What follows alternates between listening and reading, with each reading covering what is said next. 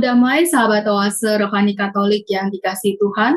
Apa kabar Anda semua? Semoga dalam keadaan sehat, semangat, dan juga mempunyai sukacita di dalam Tuhan. Senang sekali saya Patricia Elsa kembali hadir pada acara Oase Rohani Katolik. Dan saya sungguh senang karena kita kedapatan Romo narasumber yang baru yang saya akan perkenalkan dan saya akan sapa. Romo Donatus Simbolon SPD. Halo Romo, salam kenal Romo, apa kabar? Salam kenal juga, baik-baik ya. Sehat Romo? Sehat, syukur kepada Tuhan. Puji Tuhan. Ya. Kegiatan Romo dalam komunitas apa Romo?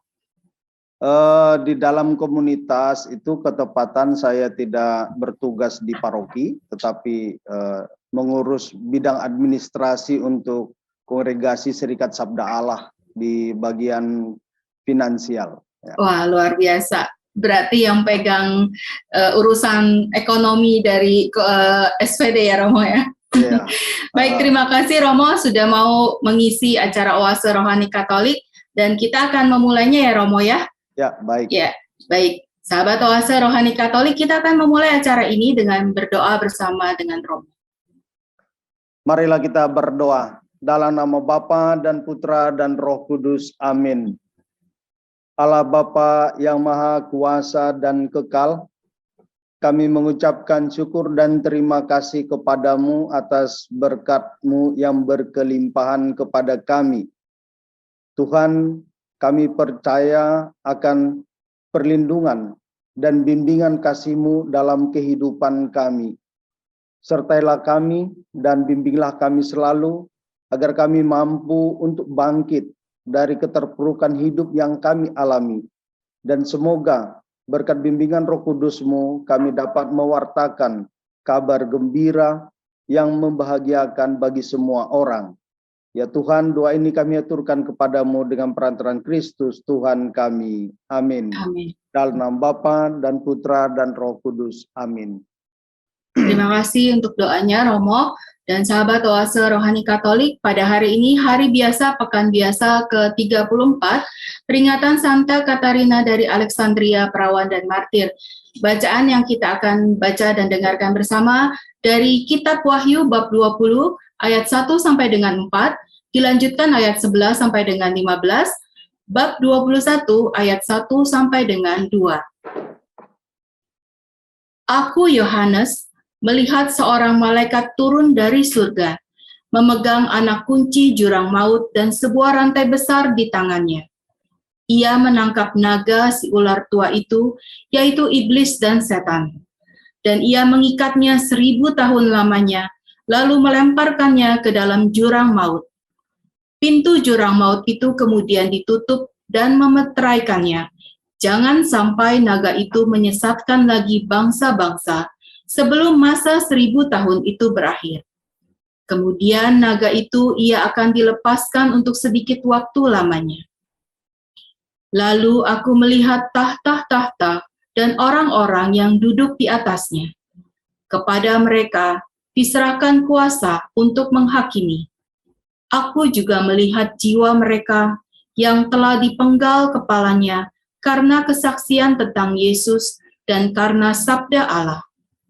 Mereka itu tidak menyembah binatang dan patungnya, dan tidak menerima tanda binatang itu pada dahi dan tangan mereka. Mereka hidup kembali dan memerintah sebagai raja bersama dengan Kristus untuk masa 1000 tahun. Lalu aku melihat sebuah singgasana putih dan besar, dan aku melihat Dia yang duduk di atasnya.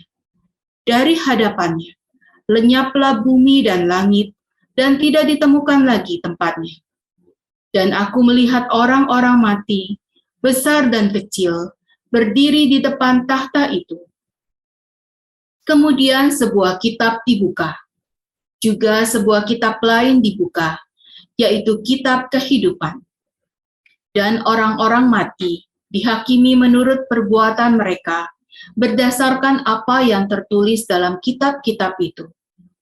Maka laut menyerahkan orang-orang mati yang ada di dalamnya. Demikian pula, maut dan kerajaan maut menyerahkan orang-orang mati yang ada di dalamnya.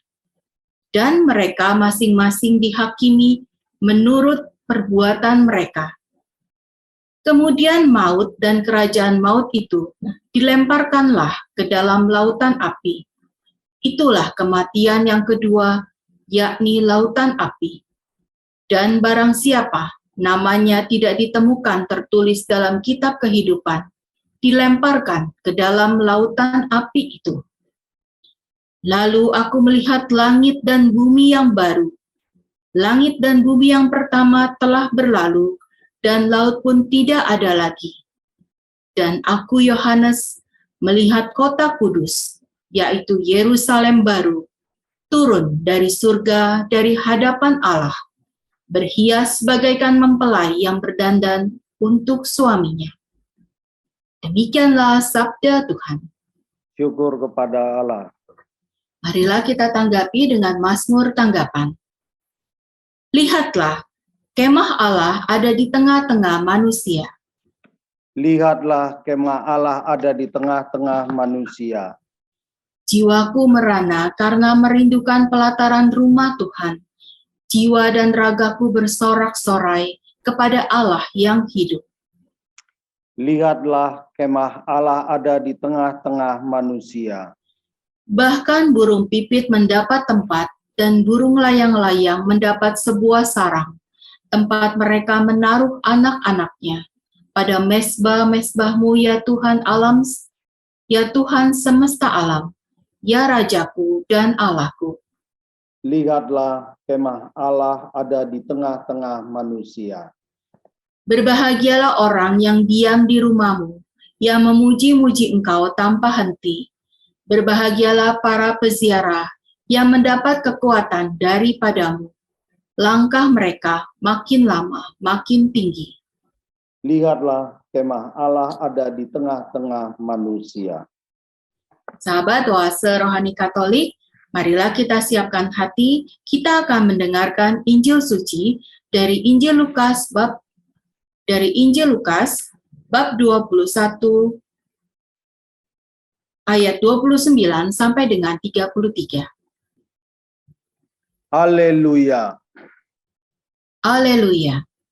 Angkatlah kepalamu, sebab penyelamatmu sudah dekat. Haleluya. Haleluya. Tuhan bersamamu Dan bersama rohmu. bersama rohmu. Inilah Injil Yesus Kristus menurut Lukas. Dimuliakanlah Tuhan. Pada waktu itu, Yesus mengatakan perumpamaan ini kepada murid-muridnya. Perhatikanlah pohon ara atau pohon apa saja. Apabila kamu melihat pohon-pohon itu sudah bertunas, kamu tahu dengan sendirinya bahwa musim panas sudah dekat. Demikian juga, jika kamu melihat hal-hal itu terjadi, ketahuilah bahwa kerajaan Allah sudah dekat. Aku berkata kepadamu, sesungguhnya angkatan ini tidak akan berlalu sebelum semuanya terjadi. Langit dan bumi akan berlalu, tetapi perkataanku tidak akan berlalu. Demikianlah sabda Tuhan. Terpujilah Kristus. Terima kasih Romo Donatus untuk bacaan Injilnya, dan sahabat oase rohani Katolik, kita sudah mendengarkan 2 bacaan pada kesempatan hari ini, dan Romo Donatus akan memberikan inspirasi pewartaan dari bacaan-bacaan tersebut. Silakan Romo. Baik, sama saudara-saudariku yang terkasih dan para pendengar di mana saja kita berada, bahwa jika kita melihat dalam kehidupan kita sehari-hari, selalu ada saja perubahan. Perubahan adalah suatu pengalaman yang selalu terjadi dalam hidup manusia. Setiap orang tidak bisa lepas dari apa yang dikatakan dengan perubahan yang terjadi di dunia ini. Perubahan dalam kehidupan kita terjadi begitu cepat, sehingga orang yang tidak bisa mengikuti perubahan yang terjadi itu akan tertinggal jauh. Zaman sekarang ini, di mana kita hidup sekarang ini, kalau orang tidak mengenal wifi, internet, atau tidak paham menggunakan aplikasi-aplikasi di Android dan sebagainya, maka orang ini akan disebut sebagai orang yang gaptek atau ketinggalan zaman. Nah, pada hari ini, Yesus mengajak kita untuk mengamati perubahan yang terjadi di alam. Yesus mengatakan, perhatikanlah pohon ara atau pohon apa saja. Apabila kamu melihat pohon-pohon itu sudah bertunas, kamu tahu dengan sendirinya bahwa musim panas sudah dekat. Jadi pada masa Yesus, pada masa itu, perubahan yang mudah dan gampang diamati adalah perubahan pada alam. Karena pada masa itu manusia masih dekat dengan alam. Tetapi kalau jika kita banding dalam kehidupan kita sekarang ini, maka apa yang paling gampang kita amati yaitu perkembangan teknologi. Nah, dari pengalaman ini menunjukkan kepada kita bahwa ada selalu perubahan dalam kehidupan kita. Pengalaman akan perubahan itu bisa membuat kita senang, bisa juga membuat kita susah atau menderita. Kita merasakan senang atau bahagia jika perubahan itu memberikan keuntungan bagi diri kita sendiri dan sebaliknya. Ketika suatu perubahan itu merugikan diri kita, seringkali kita bertanya atau siapa yang salah? Kecenderungan kita manusia adalah mempersalahkan orang lain, mempersalahkan institusi, mempersalahkan sistem dan sebagainya. Padahal Yesus dalam Injil hari ini mengatakan bahwa kamu tahu dengan sendirinya bahwa musim panas sudah dekat. Jadi kamu tahu dengan sendirinya. Artinya bahwa kita sudah paham bahwa terjadi perubahan. Dan itu pasti membawa atau melahirkan sesuatu yang baru. Apakah hal yang baru itu baik atau buruk? Bagi Yesus itu tidak masalah. Tetapi bagi Yesus yang terpenting adalah bagaimana kita menyikapi perubahan ini. Saya dalam pengalaman saya sebagai imam, saya mengalami suatu perubahan yang cukup besar. Bahwa saya lahir di Indonesia, sekolah menempuh pendidikan di Indonesia. Dari kecil, konsep gerejani Indonesia terbangun dalam pemikiran saya. Tetapi begitu saya ditahbiskan, saya mendapat tugas sebagai misionaris di Afrika. Ketika saya sampai di sana, pengalaman perubahan, bukan saja perubahan bahasa, budaya, dan sebagainya, tetapi yang terpenting adalah perubahan pemahaman tentang hidup menggereja berubah total dari 180 derajat. Salah satu pengalaman yang begitu mengejutkan saya adalah biasanya para imam yang di Indonesia, begitu dia mendapat SK ke dalam satu paroki, maka yang dia temui adalah gerejanya sudah ada. Umatnya sudah banyak. Ada orang-orang yang bisa digunakan, yang bisa bekerja sama seperti dewan paroki dan sebagainya. Ada seksi-seksi, sudah lengkap. Sehingga seorang imam, kalau di Indonesia pada umumnya itu, dia tinggal bekerja sama dengan orang-orang ini. Berbeda dengan pengalaman saya waktu saya di Afrika. Saya datang, oke, gereja ada, tapi umatnya di mana? Bagaimana dengan siapa saya harus bekerja? Saya bekerja di pedalaman itu umat saya hanya 10 orang, bukan 10 kakak, 10 orang. Lalu kita mau buat kegiatan mudika, OMK, mana orang anak muda? Kalau perayaan hari raya besar misalnya Natal atau Paskah, orang tidak ada di gereja karena semua liburan ke kampung. Nah, pengalaman-pengalaman seperti ini membuat saya bahwa hidup menggereja yang saya layani pada saat itu di situ tuh berubah total. Pernah terbertik dalam pikiran saya bahwa untuk apa saya datang ke tanah ini sebagai imam. Ada perasaan disia-siakan bahwa seluruh pengalaman pendidikan yang saya pelajari tidak berguna. Karena situasi yang saya hadapi, ya saya membayangkan seperti dulu bagaimana situasi gereja di Indonesia itu, bagaimana gereja Katolik pertama sekali masuk. Jadi dalam situasi itu ada perubahan yang dialami yang bertolak belakang dengan apa yang saya alami sejak saya kecil. Nah, di dalam arti seperti kata Yesus, kamu tahu dengan sendirinya, musim panas sudah dekat.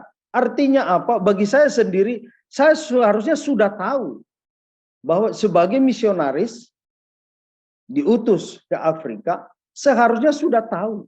Tapi bagaimana saya secara pribadi menghadapi perubahan seperti itu. Jadi saudara-saudariku, pengalaman hidup yang berubah, susah senangnya hidup ini, pengalaman terpuruk dalam kehidupan, jatuh bangun dalam perjuangan perekonomian, rumitnya persoalan rumah tangga dan sebagainya, adalah perubahan nyata dalam kehidupan kita. Nah, ketika persoalan-persoalan itu terjadi dalam kehidupan kita, kita sering berpikir, nantinya bagaimana ya? Akhirnya bagaimana ya? Akankah persoalan atau masalahku akan berakhir? Nah, inilah pertanyaan-pertanyaan yang seringkali muncul dalam benak kita.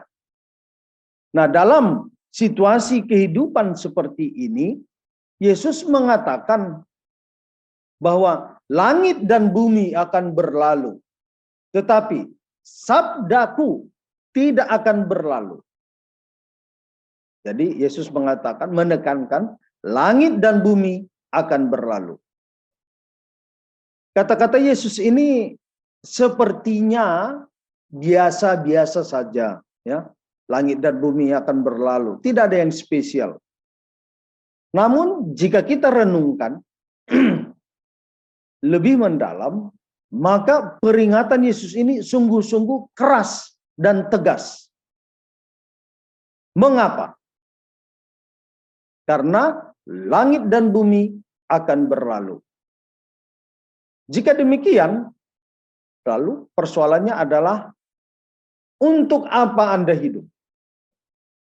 Apa tujuanmu hidup? Bagi orang yang sukses atau boleh dikatakan hidup bahagia, untuk apa kesuksesanmu? Untuk apa kamu bahagia?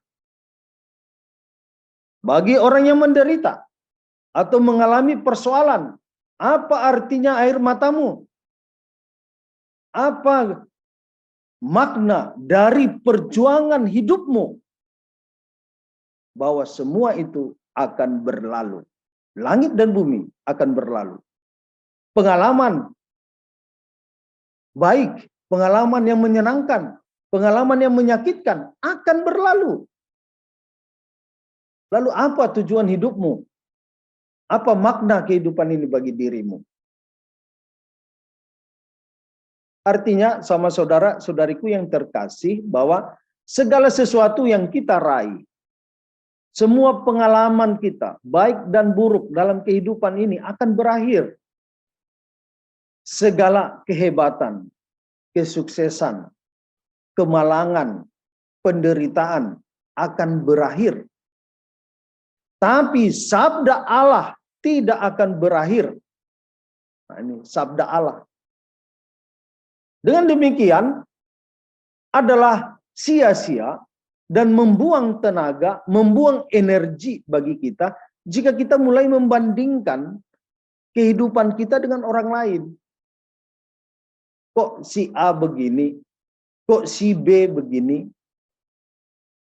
Tidak berguna, itu semua tidak berguna, tidak berarti.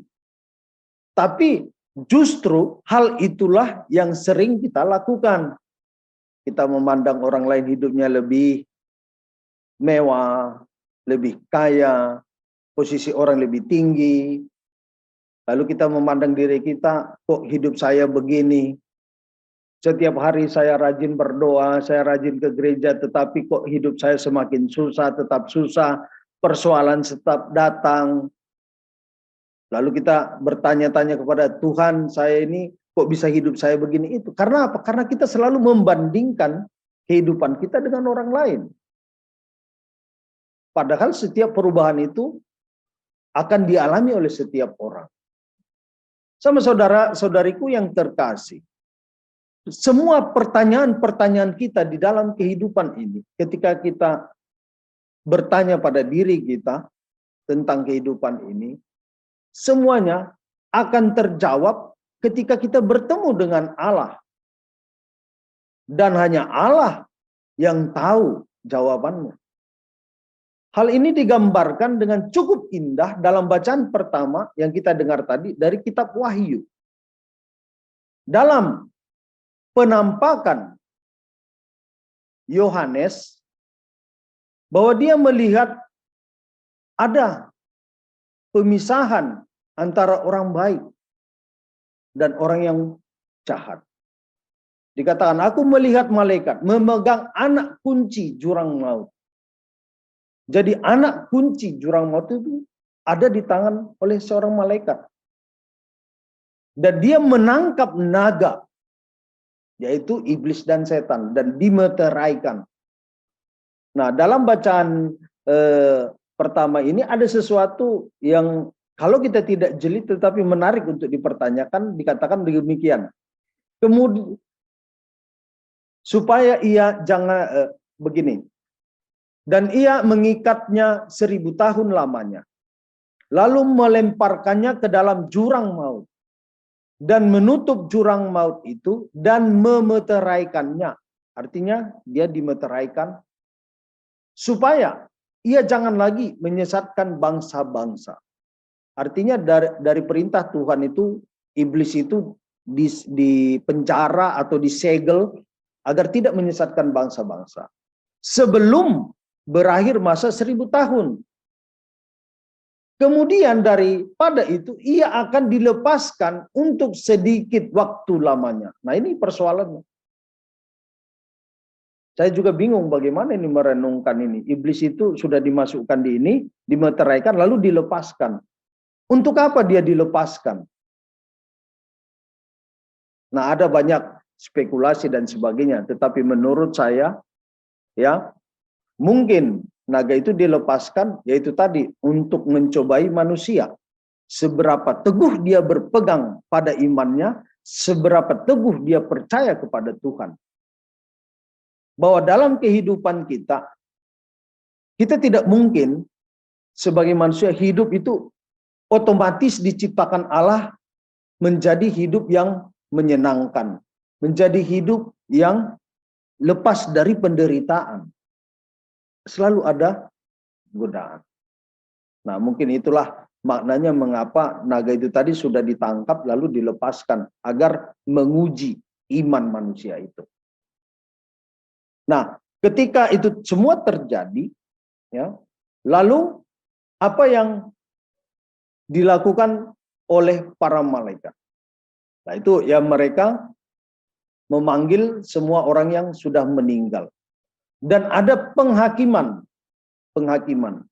Nah, dalam penghakiman ini dikatakan tadi, dan orang-orang mati dihakimi menurut perbuatan mereka, berdasarkan apa yang tertulis di dalam kitab-kitab.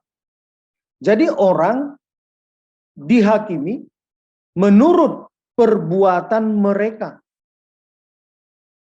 Jadi bukan menurut perbuatan orang lain. Jadi kalau kita melihat kehidupan kita menggereja, seringkali saya melihat umat itu kalau kita bertemu ditanya, "Ibu, Bapak ada di mana?" "Di rumah." Atau kadang-kadang, "Pak tidak ke gereja, cukup diwakili oleh ibu." Seakan-akan hidup menggereja itu bisa diwakili. Seakan-akan hidup rohani itu bisa diwakili. Kan kadang-kadang, "Romo doakan saya begini-begini." Ya kita tetap mendoakan, tetapi kamu sendiri yang meminta didoa, apakah kamu berdoa? Nah ini seringkali kita sebagai umat Katolik itu salah berpikir bahwa, oh saya sudah didoakan ini, tetapi dirinya sendiri tidak berdoa. Nah itu tidak efektif. Artinya bahwa saya menyerahkan diri saya ke orang lain untuk didoakan, semua beres. Sementara saya sendiri tidak berdoa. Nah, bahwa di dalam bagi Allah itu kita dihakimi atau dinilai menurut perbuatan kita. Jadi tidak bisa diwakili. Nah, ini yang harus kita paham. Bahwa dalam menghadapi perubahan-perubahan dalam kehidupan ini, ya, apapun yang terjadi, yang terpenting adalah bagaimana kita menghadapi masalah atau menghadapi perubahan yang terjadi. Sama saudara-saudariku yang terkasih, kita berada pada penghujung tahun liturgi, ya. Dan gereja mengajak kita pada penghujung tahun liturgi ini untuk mengevaluasi kehidupan kita, melihat kembali ke belakang perjalanan kehidupan kita. Bukan membuka lembaran yang kelam, tetapi untuk dapat melihat dan melangkah maju ke depan. Bahwa bagaimana kehidupan saya, apa yang salah, apa yang harus saya ubah, apa yang harus saya perbaiki, dan sebagainya. Sehingga kita dapat bisa melangkah maju ke depan. Kalau kita tidak mengevaluasi kehidupan kita, maka kehidupan kita akan begitu-begitu saja. Tidak ada perubahan. Padahal Yesus mengharapkan perubahan agar kita melihat dunia yang baru. Sama saudara-saudariku yang terkasih, ingat dan renungkan baik-baik. Entah kamu seorang yang bijaksana atau cerdas, atau seorang yang bodoh sekalipun. Entah kamu orang yang kaya atau orang yang miskin. Pada akhir hidupmu, kamu tidak bisa menghindar dari hari kematian dan bertemu dengan Sang Pencipta. Tapi sadarlah bahwa selama kamu masih hidup, kamu adalah seorang pelayan yang melayani kehidupan ini sebagai anugerah Allah. Dan tugas kita dalam kehidupan ini adalah melayani kehidupan itu. Membuat kehidupan itu indah, bukan merusak kehidupan itu.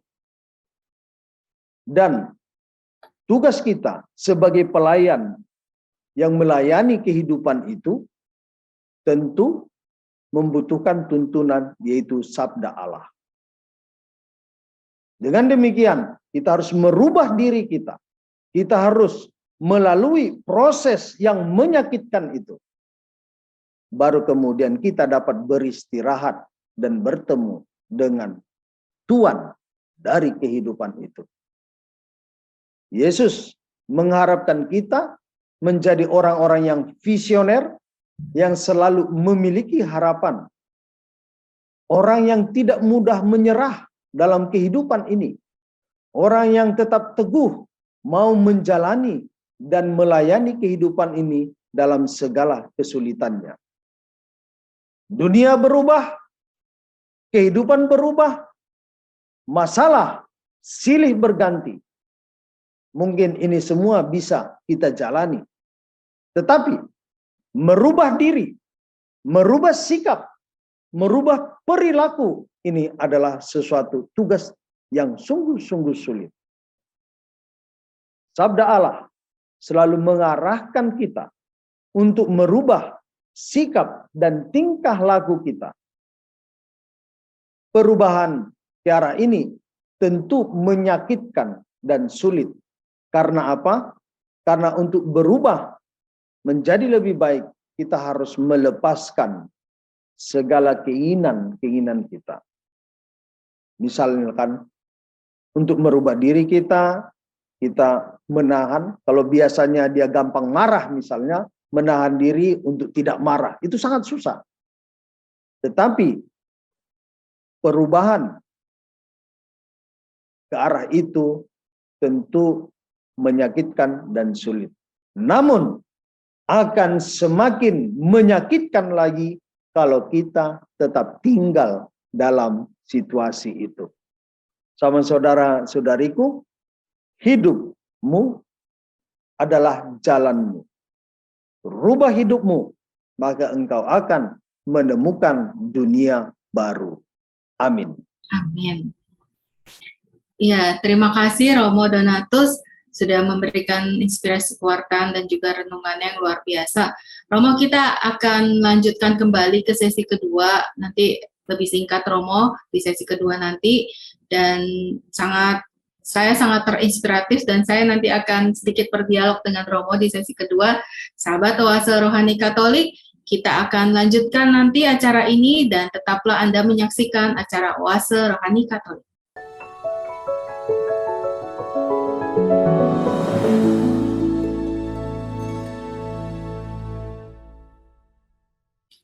Terima kasih sahabat Oase Rohani Katolik, Anda masih menyaksikan acara kami, masih bersama dengan Romo Donatus Simbolon SPD dan saya Patricia Elsa. Romo, tadi pada sesi awal sangat menarik, saya sempat menulis kayak runutan gitu Romo. Jadi tadi Romo menyampaikan kita harus bertanya apa tujuan kita hidup. Seperti itu.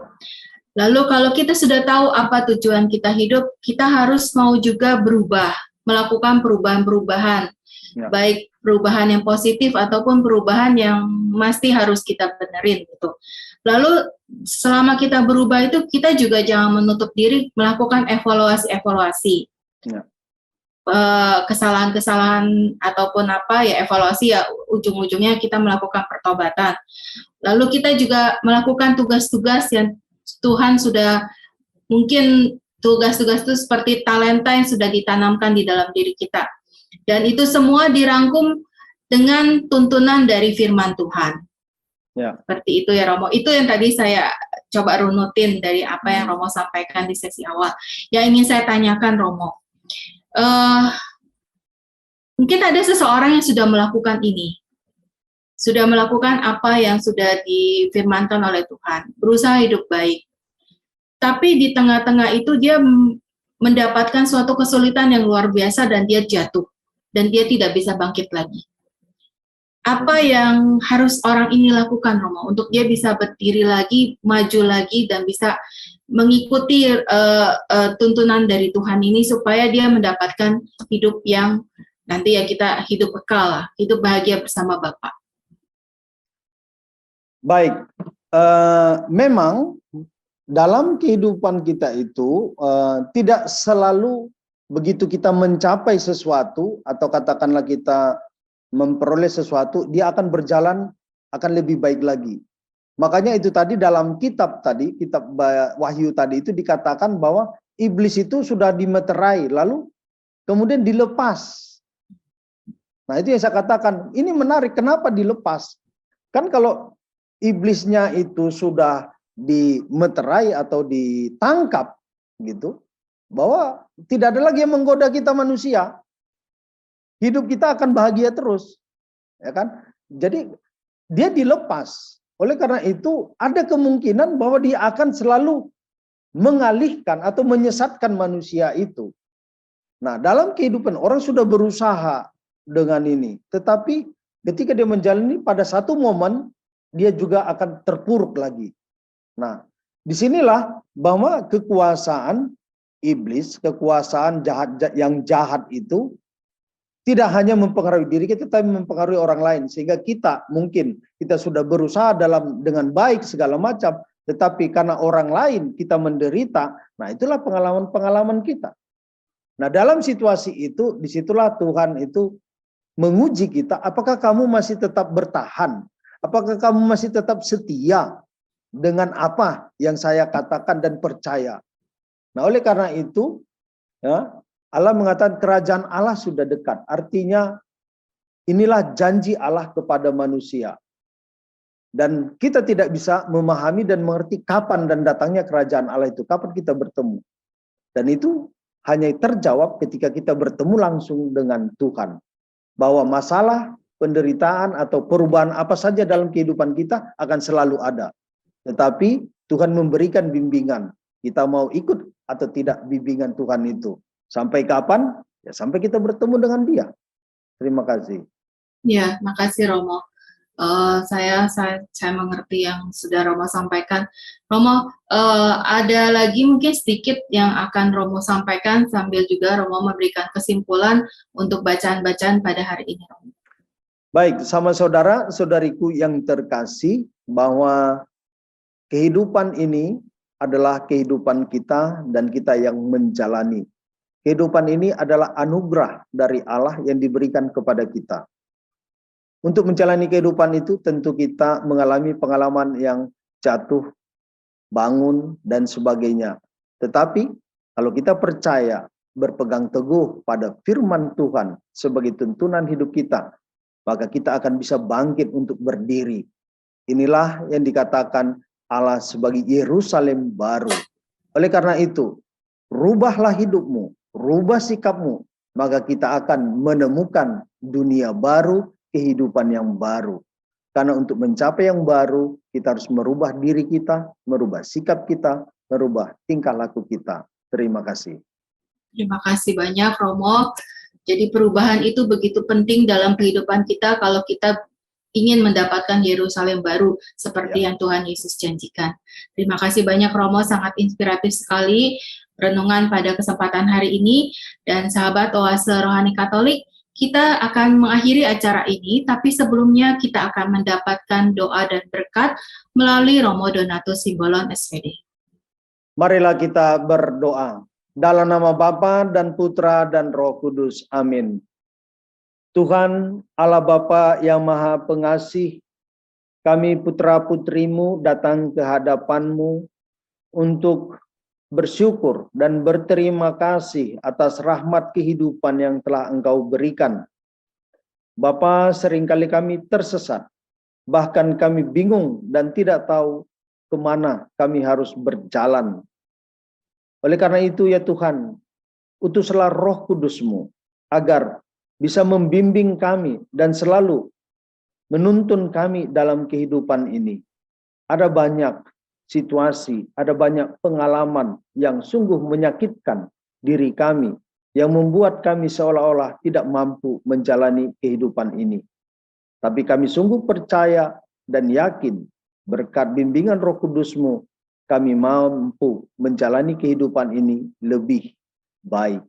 Ya Bapa, semoga dengan bimbingan Roh Kudus-Mu kami dapat merubah diri kami sehingga kami pun dapat menikmati Yerusalem baru, dunia baru, dan kehidupan baru yang penuh dalam cinta kasih-Mu. Doa ini ya Tuhan kami haturkan kepadamu dengan perantaraan Kristus Tuhan kami. Amin. Amin. Tuhan bersamamu. Dan bersama rohmu. Semoga saudara-saudariku sekalian, dimanapun kita berada, selalu diberkati dan dilindungi oleh Allah Bapa yang Maha Kuasa, Bapa dan Putra dan Roh Kudus. Amin. Amin. Terima kasih Romo. Sahabat Oase Rohani Katolik, kami pamit undur diri. Saya Patricia Elsa bersama dengan Romo Donatus Simbolon SPD. Kita akan berjumpa kembali di kesempatan lain. Tetap jaga kesehatan, tetap semangat, dan bagi mungkin yang saat ini menderita sakit dan kesulitan, nanti seperti yang Romo katakan, ini pun akan berlalu. Jadi tetap semangat ya. Baik, kita pamit undur diri. Sampai jumpa di kesempatan lain.